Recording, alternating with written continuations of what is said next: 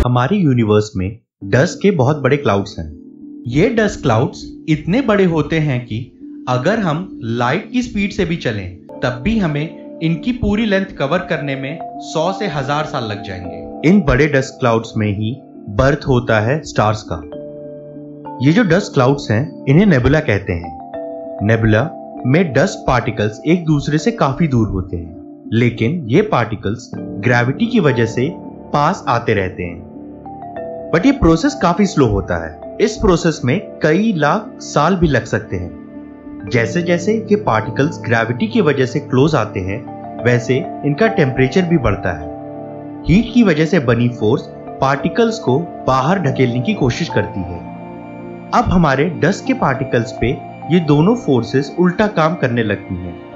Gravity particles को close लाती है और हीट पार्टिकल्स को एक दूसरे से दूर करना चाहती है, बट ग्रेविटी की फोर्स जीत जाती है और एक पॉइंट ऐसा आता है कि टेम्परेचर इतना बढ़ जाता है कि डस्ट के पार्टिकल्स आपस में फ्यूज होके नए पार्टिकल्स बनाने लगते हैं और तब जन्म होता है स्टार का। स्टार्स एक बहुत ही बड़ी फैक्ट्री की तरह है।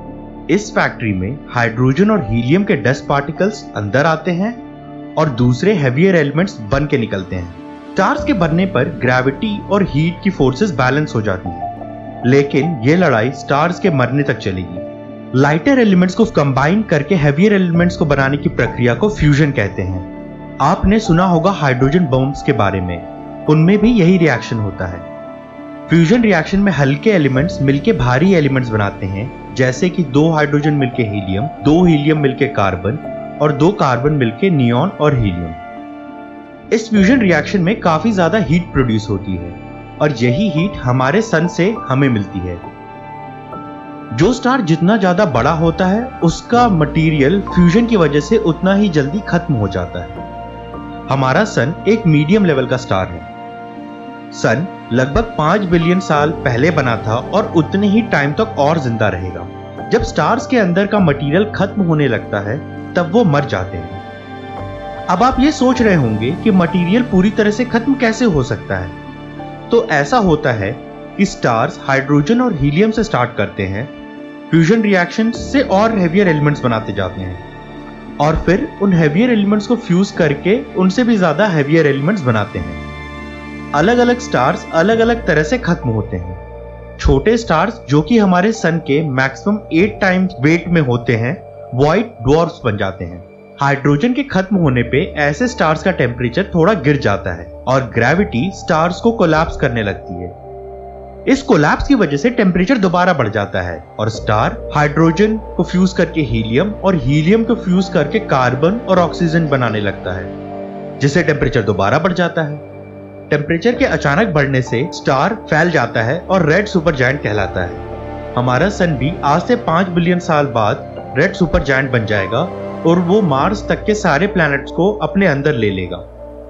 कार्बन और ऑक्सीजन बनने के बाद स्टार में इतना टेम्परेचर नहीं होता है कि वो आगे फ्यूजन कर पाए और वो एक छोटे से बॉल बनकर रह जाता है। इस बॉल की डेंसिटी बहुत ज्यादा होती है और इसे व्हाइट ड्वार्फ कहते हैं। इस व्हाइट ड्वार्फ का 1 टीस्पून मटेरियल भी 15 टन का होता है। सन से जो स्टार्स 8 गुना से भी ज्यादा बड़े होते हैं वो एक बड़े ही शानदार तरीके से मरते हैं। ऐसे स्टार्स फ्यूजन बार बार करते हुए एक ऐसे पॉइंट पे पहुंच जाते हैं कि उनके अंदर आयरन और निकल बनने लगता है। जैसे ही पहला आयरन एटम बनता है स्टार में बस उसकी लाइफ की उल्टी गिनती शुरू हो जाती है। ऐसा इसलिए होता है क्योंकि आयरन के पहले तक जो भी एलिमेंट्स बनते हैं उनका फ्यूजन करने में एनर्जी निकलती है, बट आयरन को फ्यूज करने में एनर्जी यूज होती है। इसलिए स्टार का टेम्परेचर कम होने लगता है, ग्रेविटी स्टार को कोलैप्स करने लगती है और स्टार एक फाइनल बार अपनी एनर्जी रिलीज करता है एक बहुत ही बड़े एक्सप्लोजन में। ऐसे एक्सप्लोजन्स को सुपरनोवा कहते हैं और ऐसे ही कुछ एक्सप्लोजन्स में ब्लैक होल बनते हैं।